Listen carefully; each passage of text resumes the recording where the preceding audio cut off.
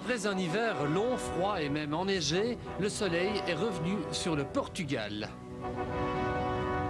Après des boucles de Spa longues, froides, enneigées et malchanceuses, Sven Smets et Freddy Loax ont entamé il y a 7 jours leur reconnaissance portugaise.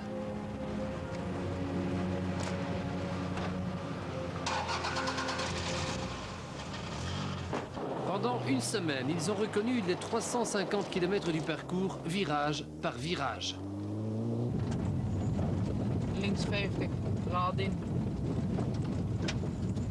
Couperen. Plus rechts. À fort. Dip couperen. Freddy a dicté l'intensité de chaque virage et repéré le moindre piège de la route. Ces reconnaissances terminées, ils ont rejoint Figueira da Foz, lieu de départ du rallye du Portugal. C'est ici, dans un garage discret, qu'ils ont retrouvé leur mécano et leur voiture de course. Cette voiture, ils l'ont testée la veille à l'occasion d'une séance d'essai dirigée par le team manager de Toyota, George Donaldson.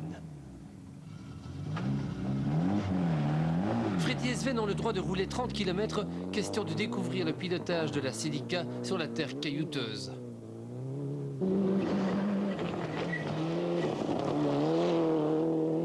Freddy s'adapte très vite. Mais il sent aussi qu'il est loin d'exploiter au maximum les possibilités de la Celica. À 25 ans, piloter pour la première fois de sa vie une machine de 300 chevaux sur la terre, c'est une très grande découverte impressionnante. Allez, tu roules pour la première fois avec la voiture. Ça allait, la voiture est beaucoup trop vite pour rouler dans la montagne, mais après une demi-heure, ça va aller et tu apprends, tu trouves la confiance dans la puissance de la voiture et tout ça. Et... Pour l'instant, vous êtes surpris, vous trouvez que la voiture est un peu trop rapide? Oui. Le même commence pas. Mais après, c'est spécial, ça change vite.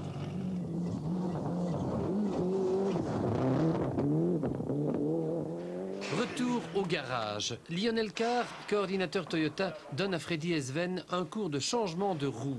L'exercice n'a pas l'air très important à première vue, mais il peut s'avérer primordial en cas de crevaison, d'autant plus que Freddy et Sven ne disposeront pas des fameux Michelin ATS anti-crevaison.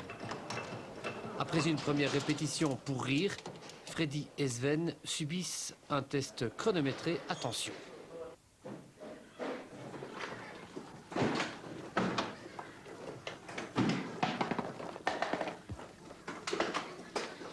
Idéalement, il devrait changer de roue en moins de 3 minutes.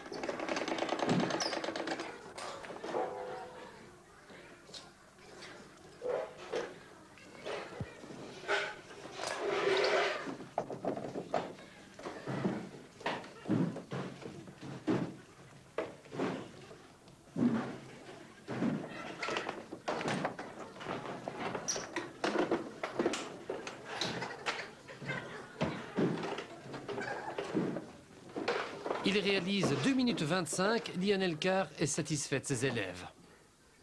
En course, on pourra miser sur 2 minutes 15 secondes. S'il y a une petite crevaison, on espère qu'on a fait ces essais seulement pour le plaisir et qu'ils n'auront pas à battre ce petit record durant la course. La veille du départ, la Toyota Celica GT Fort de l'équipage belge satisfait au contrôle technique. Freddy Loax, le pilote qui aurait pu gagner les boucles de Spa, pourrait bien gagner le Portugal. Et pourquoi pas? C'est comme Spa, le feeling est très bon. On a trouvé un bon réglage de suspension, aussi, je crois un bon différentiel pour trouver le maximum de traction. Et on a aussi essayé quelques choix de pneus et j'espère que c'est le bon choix, mais on va voir ça le mercredi. Les adversaires de Loax sont 3, le Portugais Fernando Pérez et le Finlandais Harry Mokkonen, sur Ford Escort, mais surtout le Portugais Rui Madeira, champion du monde Groupe N en Mitsubishi l'année dernière.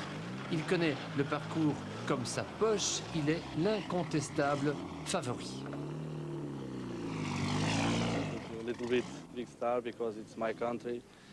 Oui, je suis un peu la vedette ici dans mon pays et j'espère que tous mes compatriotes vont me supporter. En Formule 2, la bagarre s'annonce chaude entre Peugeot, Skoda, Renault et Seat. Le grandissime favori, c'est Seat, qui aligne 2 Ibiza de plus en plus performantes.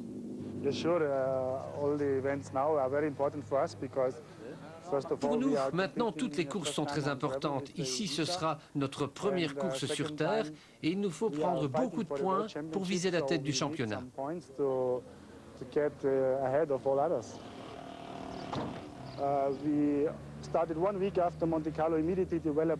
C'est pourquoi, une semaine après le Monte Carlo, on a commencé des essais intensifs sur Terre en vue du rallye du Portugal.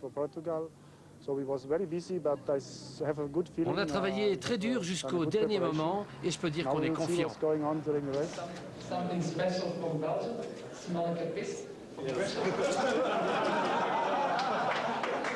Confiance chez Seat, confiance aussi chez Toyota où les pilotes de pointe ont sympathisé. Freddy Loax a offert à Madeira un petit mannequin piece qui fait désormais fureur dans les salons de Figueira da Foz.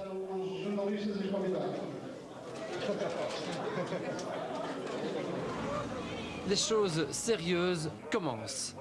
Freddy arbore son éternel sourire, pourtant il sait ce qui l'attend, un rallye long, difficile, un rallye qui sera pour lui un premier test mondial au plus haut niveau. 1650 km, 34 spéciales et 450 km seront chronométrés de Figueira da Foz à Figueira da Foz via Póvoa de Varzim et Viseu.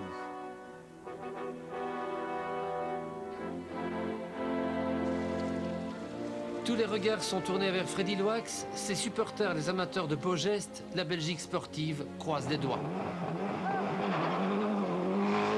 Madeira s'élance le premier. Il est intéressant de noter que sa voiture est la plus légère des voitures de pointe. C'est un autre avantage pour ce Portugais qui connaît les spéciales mieux que quiconque. Le premier chrono de Madeira peut donc être considéré comme une référence. Sur les 9 km de la première spéciale, il réalise 7 minutes 14 secondes. L'autre favori portugais, Fernando Pérez, sur Ford Escort Cosworth, réalise 7,18. 7,18 contre 7,14, il est battu par Madeira de 4 secondes. Harri Bokkonen au départ. Ce jeune Finlandais est considéré comme l'éventuel futur successeur de ses célèbres compatriotes Joakim Kunen ou Tommi Mäkinen. Il justifie ce titre en battant Madeira de 6 secondes et Pérez de 10 secondes. Le nouveau temps à battre est maintenant 7,08. Freddy Loax, Sven Smets au départ. Ils sont concentrés. Cette première spéciale est déjà pour eux un examen d'entrée à ne pas rater.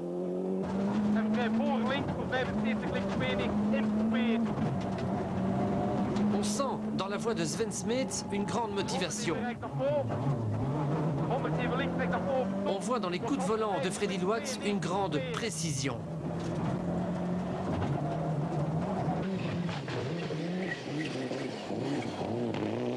« 7,08 de Mokkonen était le temps à battre.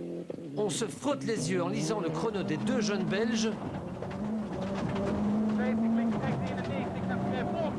Ils ont signé 7,01. Ils battent Mokkonen de 7 secondes, Madeira de 13 et Pérez de 17. Ce n'est pas un hasard. Dans la deuxième spéciale, Freddy fait à nouveau le meilleur temps. Et dans la troisième, il signe son 3e temps scratch consécutif. 3 sur 3, comme aux boucles de Spa, Loax domine le rallye avec facilité et un humour certain. Vous avez gagné les 3 premières spéciales et vous êtes en tête. On est encore une fois rallye en tête. Ouais. Vous roulez à 80% de vos possibilités? 60. En roulant, comme il le dit, à 64%, Loax est en tête du général avec 32 secondes d'avance sur Pérez. 25 secondes d'avance sur Madeira et 12 secondes d'avance sur Mokkonen. L'espoir finlandais est pourtant satisfait. Le rallye commence bien, j'apprends la voiture et je me sens bien. Not bad. I like this car and my feeling is good. Loax est donc indiscutable leader lorsque la sorcière l'attaque au coin du bois dans la 4e spéciale. Une crevaison l'oblige à changer de roue. Il perd 3 minutes 10 secondes. Le spécial était très large et c'est peu de rochers, de grosses pierres et pour moi, on a trouvé des pierres très pointues et on a crevé. Freddy repart, la rage au cœur. Perdre 3 minutes 10, c'est perdre la victoire. Pour se venger, il attaque. Dans la 6e spéciale, il refait le scratch, battant Fernando Pérez de 7 secondes. Mokkonen est battu de 8 secondes. Et Madeira de 8 secondes également. Freddy a redressé la tête. Après un moment de déception, le moral revient dans la colonie belge. Non, c'est jamais fauté. On a vu ça à San Remo. Il y a un moment, on est aussi plus qu'une minute derrière et on gagne quand même. Mais là, c'est 2 minutes, il y a encore beaucoup de spécial. Et les autres, c'est aussi faire une faute ou une petite crevaison et tu sais jamais. Freddy Loax est 7e au général, juste devant la première Formule 2, Macedo et sa Renault Clio Kit-Car. Après 1 heure de course, Macedo n'a que 9 secondes d'avance sur Weber et sa Seat Ibiza Kit-Car.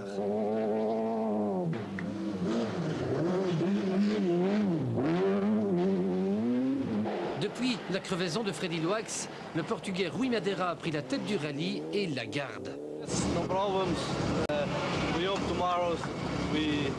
On n'a pas eu de problème aujourd'hui, j'espère rester en tête demain. Les pneus, ça va, j'aime mieux les pneus plus tendres et mes temps s'améliorent. Deuxième, Pérez est à 36 secondes de Madeira. Troisième, Mokkonen a perdu 42 secondes sur le leader. Freddy Loax a totalement retrouvé ses sensations et son esprit de combat. Il signe le scratch dans la 8e étape spéciale. Plus 50 krijgt daarvoor. En vrij voort, Tom even links voor 75, krijgt 70, zeer lang. Quand on écoute les notes de Sven et quand on observe les trajectoires de Freddy, on est rassuré, ils ont vraiment retrouvé toute leur détermination. La preuve est triple, il signe encore 3 scratchs dans les 9e, 10e et 11e spéciales, à un pneu près. La journée était parfaite. C'est pas ça pour ça. Hein? On a perdu beaucoup de temps, mais pour le reste, on a fait 8 fois le meilleur temps sur un spécial. Ça, c'est déjà pas mal. Demain, il y a une autre journée. On va essayer de faire le même. Et je crois que c'est pas faire plus. Freddy Loax regrettera longtemps les 3 minutes 10 perdues dans la crevaison. 5e du général à 2 minutes 27 de Madeira, le voici condamné à une course-poursuite assez frustrante. Il peut espérer dépasser le 4e Miguel, mais rejoindre Mokkonen, Pérez et Madeira est plutôt utopique. Lopez est 8e, premier en Formule 2. Sa Peugeot 306 domine la catégorie 2 roues motrices. La Skoda de Sibera est à 1 minute, talonnée par la Seat Ibiza de Pourras. Sur l'autre Seat Ibiza Kit-Car, l'Allemand Erwin Weber était très bien parti jusqu'à ce qu'un petit capteur électrique vienne enrayer sa progression.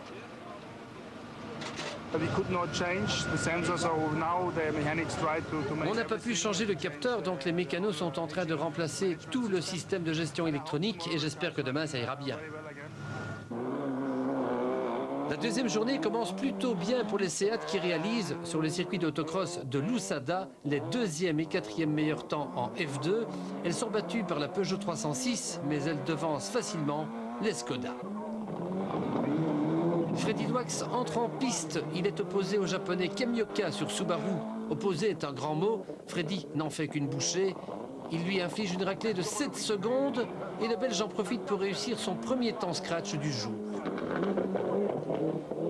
Il répète aussitôt ce succès dans les forêts d'eucalyptus, par exemple dans la 15e spéciale Montim.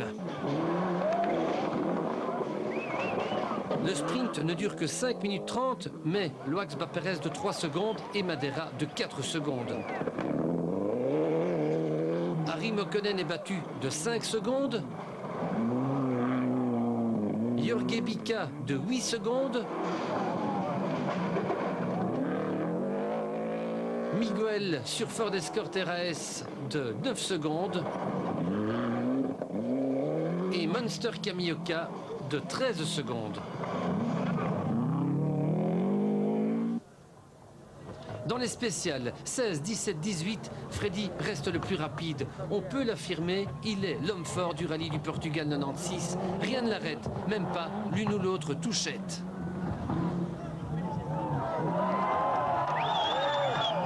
Imperturbable, sûr de lui, Freddy garde le pied et impose sa loi. Il nous rappelle l'irrésistible Bruno Thierry du Tour de Corse 95. Voyons la répétition de cette mini-acrobatie de Fast Freddy.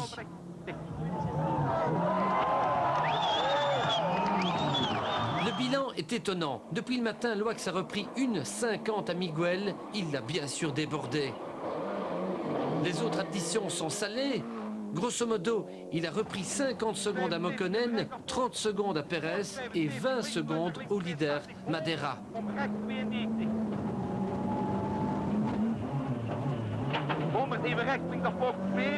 Ces performances répétées font regretter encore plus amèrement les maudites 3 minutes 10 perdues dans la crevaison. La faucheuse portugaise s'abat sur le rallye. Jorge Bica tape quelques arbres, le moteur de la Subaru Legacy n'a pas résisté, le 7e abandonne. Le 8e aussi doit abandonner, dommage pour Lopez, avec sa Peugeot 306 il dominait la Formule 2. Freddy Loax tire une drôle de tête alors qu'il se présente au départ de la 19e spéciale. Quelque chose ne va plus à bord de la Celica GT4. Pour nous, ça marche pas mal, mais pour la voiture, c'est très dur, je crois. Qu'est-ce qui se passe? La boîte de vitesse est cassée, la 4e vitesse. On roule déjà très spécial sur 4e vitesse et j'espère que ça va tenir jusqu'à ce soir. Décidément, Loax joue de malchance. La crevaison l'avait retardé. La boîte abîmée risque de le stopper définitivement. Even recht naar voren en vrij voor 50, links 73. Om rechts 82 en vrij. Pendant 5 spéciales, Freddy va devoir ménager la boîte de vitesse en priant pour qu'elle ne casse pas, ce qui ne l'empêche pas de réaliser un nouveau scratch. Il parvient à boucler les 5 dernières spéciales du jour sans casse supplémentaire. Il est soulagé. Ok Freddy, 2 spéciales de terminées. Ça va la boîte? Ça va. Les mêmes choses comme avant, mais pas mieux. Mais pas plus grave. Non, pour le moment, pas plus grave. Non. Bon, donc ça va, on peut dire qu'on respire un peu. Ça va. Freddy descend sur Viseu où l'assistance pourra enfin changer sa boîte. En Formule 2, Pourras a profité de l'abandon de la 306 pour prendre le leadership. Sa Seat Ibiza précède les 2 Skoda Kit-Car, Triner et Sibera. La 2e Seat Ibiza d'Erwin Weber a dû laisser passer les 2 Skoda pour une raison assez évidente. Le pilote allemand a été un peu trop généreux. La Seat Ibiza est très chiffonnée, capot et spoiler avant, pare-brise et phares sont détruits. Heureusement, l'engin roule toujours.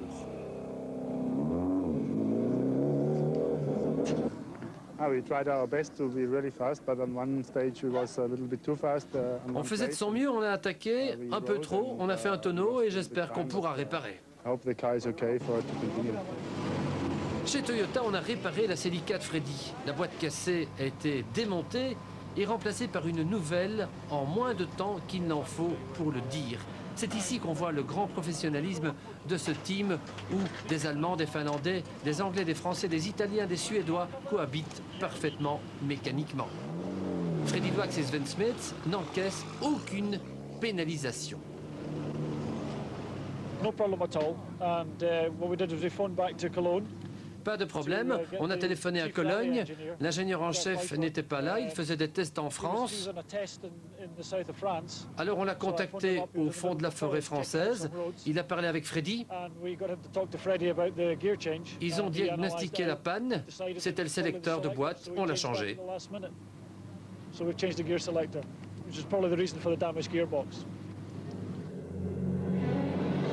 Ce problème technique a empêché Freddy Loax de se rapprocher plus près du trio de tête. Il est à 1 minute 14 secondes de Mokkonen, à 1:31 de Perez et à 2:30 de Madeira. Il lui sera bien difficile de rentrer dans le top 3. À signaler que Madeira, leader F2, est 7e au général. Troisième jour du rallye du Portugal, comme en 95, il pleut sur Arganil. Ça n'empêche pas les Portugais de se masser le long des spéciales. Leur idole, Rui Madeira, est toujours solidement en tête. Il faut le supporter, d'autant plus que dans la première spéciale du jour, Loax lui a déjà repris 4 secondes en signant un nouveau scratch. Notre Belge est bien réveillé. Erwin Weber a lui aussi intérêt à être bien réveillé. Sa Seat a été réparée. Il ne peut plus la casser. Les spéciales tracées autour d'Arganil sont traditionnellement considérées comme le grand juge de paix du rallye du Portugal. Dans Folkes, Lomba, Freddy Loax signe à nouveau le meilleur temps. Et, tenez-vous bien, il établit le record absolu de la spéciale en 8 minutes 11 secondes. Dans la première boucle autour d'Arganil, Mokkonen a disparu victime d'un tonneau. Freddy gagne une place, il est maintenant 3e. Oui, c'est pas mal. Avec la 4e vitesse, c'est déjà beaucoup plus facile. Et on fait de bons chronos, mais on ne sait pas faire plus. Lorsqu'il pleut sur Arganil, les routes deviennent des patinoires. C'est normal, elles sont constituées d'un amalgame de cailloux lissés. Le rallye utilise une courte section d'asphalte, c'est le piège parfait. Madeira passe bien, il porte haut les couleurs de son pays. Ça console ses compatriotes d'apprendre que l'autre Portugais, Fernando Pérez, va abandonner bientôt, moteur cassé. Du coup, Freddy Loax se retrouve 2e.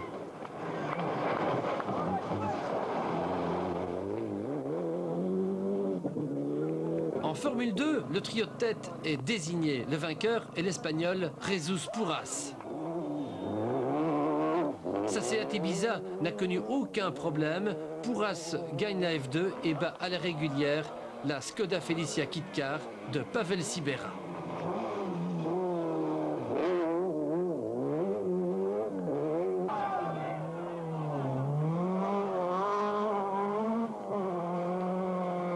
Troisième en F2, la Seat Ibiza d'Erwin Weber. L'Allemand regrettera longtemps son looping. Il reste un fifrelin de suspense en ce qui concerne le vainqueur général. On ose imaginer que Madeira casse. On ose imaginer que Freddy est encore un problème. Madeira en termine avec la dernière spéciale.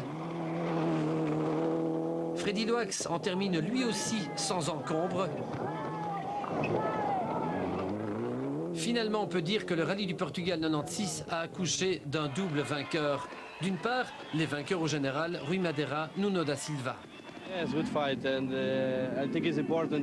C'était un bon combat et je veux souligner que Freddy est vraiment rapide. Voilà le deuxième vainqueur du Portugal, le vainqueur moral, l'équipage Freddy Loax Sven Smets. À 25 et 23 ans, l'avenir leur appartient.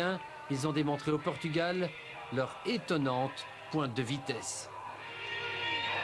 On était le plus vite, mais malheureusement, on ne s'est pas gagné.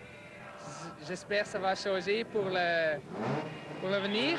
Combien sur 10 pour son pilotage dans ce rallye? Ici? Oui. Je veux dire 10,5 sur 10 parce qu'il a fait pas une faute. Et je veux dire 10,5 sur 10. Oui, c'est toujours mieux de gagner, surtout que tu fais le 22 fois le meilleur temps, mais allez, ça va une fois changer. Regardez, il y a même Rui Madeira qui vient vous serrer la pince. Et ça, c'est une belle image, hein. Madeira a gagné. Il faut lui tirer le chapeau aussi. Ben, le meilleur gagne. Madeira qui serre la main de Loax et lui rend hommage. L'image est belle et symbolique. Officiellement, Loax a terminé à 1 minute 47 de Madeira. Mais dans l'esprit de beaucoup, 7 minutes 47 aurait dû être une avance et non un retard. Il s'en est fallu d'un pneu crevé. En Formule 2, par contre, il n'y a qu'un seul vainqueur indiscutable, c'est Puras et la Seat Ibiza, désormais en tête de la Coupe du Monde Formule 2.